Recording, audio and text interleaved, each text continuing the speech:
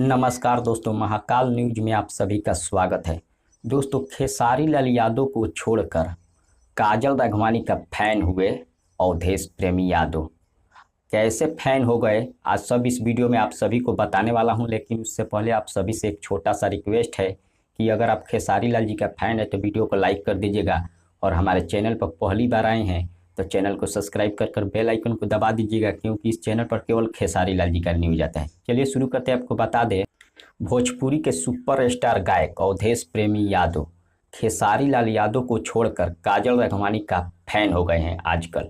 जी हाँ दोस्तों, आपको बता दें, इंस्टाग्राम पर खेसारी लाल यादव भी पोस्ट करते हैं हर रोज़ और काजल राघवानी भी पोस्ट करती है, लेकिन खेसारी लाल यादव को अवधेश प्रेमी लाइक नहीं देते हैं, लेकिन काजल राघवानी के हर एक पोस्ट पर अवधेश प्रेमी लाइक देते हैं, जो कि आप लोग देख सकते हैं।